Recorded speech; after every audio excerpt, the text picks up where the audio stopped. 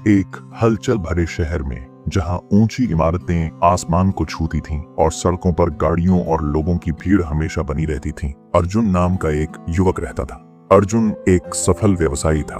उसके पास आलीशान घर, महंगी गाड़ियां और हर तरह की सुख सुविधाएं थीं। बाहर से देखने पर लगता था कि वह एक खुशहाल और संतुष्ट जीवन जी रहा है, लेकिन सच्चाई यह थी कि अर्जुन अंदर से बहुत अशांत था। उसे हमेशा किसी न किसी चीज की कमी महसूस होती थी। वह लगातार और ज्यादा पाने की दौड़ में लगा रहता था, लेकिन फिर भी उसे सुकून नहीं मिलता था। उसे दूसरों की सफलता और उनकी खुशियां देखकर ईर्ष्या होती थी और वह हमेशा इस चिंता में डूबा रहता था कि कहीं वह दूसरों से पीछे न रह जाए। शहर के बाहरी इलाके में एक शांत मठ था जहां एक वृद्ध भिक्षु रहते थे जिनका नाम आनंद था। आनंद ने सांसारिक मोह माया त्याग दी थी और वह एक सरल जीवन जीते थे। उनके चेहरे पर हमेशा एक शांत और गहरी मुस्कान रहती थी। अर्जुन ने कई बार आनंद को देखा था और वह उनकी शांति से बहुत प्रभावित था। एक दिन अर्जुन हिम्मत करके आनंद के पास गया और उनसे पूछा, गुरुजी, आपके पास तो कुछ भी नहीं है, न धन न वैभव, फिर भी आप इतने शांत और खुश कैसे रहते हैं? मेरे पास सब कुछ है, लेकिन मैं हमेशा अशांत रहता हूँ। आनंद ने अर्जुन की बात ध्यान से सुनी और उसे अपने साथ मठ के बगीचे में ले गए। बगीचे में तरह तरह के सुंदर फूल खिले हुए थे।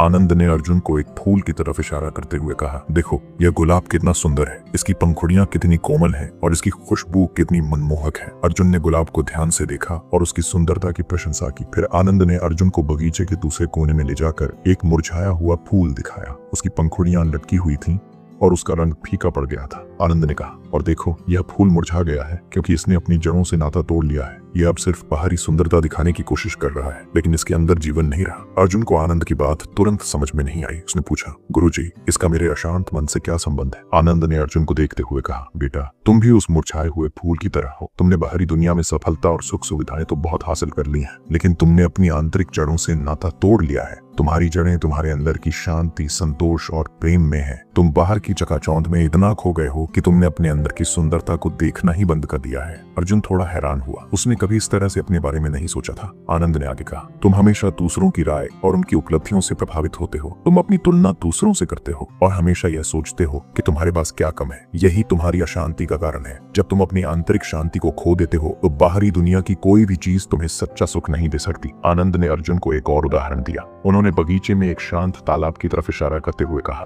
देखो, यह तालाब कितना शांत और स्थिर है। इसकी गहराई में सब कुछ स्पष्ट दिखाई देता है। फिर उन्होंने एक पत्थर उठाकर तालाब में फेंक दिया। तालाब में लहरें उठने लगीं और पानी धुंधला हो गया। आनंद ने कहा, तुम्हारा मन भी इस तालाब की तरह है। जब तुम बाहरी विचारों और इच्छाओं के पत्थरों को अपने मन में फेंकते हो तो वह अशांत हो जाता है और तुम्हें कुछ भी स्पष्ट रूप से दिखाई नहीं देता। तुम्हें अपनी आंतरिक शांति को बनाए रखना सीखना होगा ताकि तुम जीवन की सच्चाई को देख सको। आनंद ने अर्जुन को एक सरल उपाय बताया। उन्होंने कहा, हर दिन कुछ समय शांत बैठकर अपनी सांसों पर ध्यान दो। अपनी भावनाओं को देखो, लेकिन उनमें उलझो मत। धीरे धीरे तुम अपने अंदर एक शांति का अनुभव करोगे जो बाहरी दुनिया की किसी भी चीज से ज्यादा स्थायी और मूल्यवान है। अर्जुन ने आनंद की बातों पर विश्वास किया और उन्होंने जैसा कहा था वैसा ही करना शुरू कर दिया। शुरुआत में उसे मुश्किल हुई, लेकिन धीरे धीरे उसे अपने अंदर एक नई शांति महसूस होने लगी। उसने दूसरों से अपनी तुलना करना छोड़ दिया और अपनी उपलब्धियों में संतोष ढूंढना सीखा। बाहरी वैभव अभी भी उसके पास था, लेकिन अब उसका मन शांत और स्थिर था। उसे समझ में आ गया था कि सच्ची खुशी बाहर की चीजों में नहीं, बल्कि अपने अंदर की शांति में है।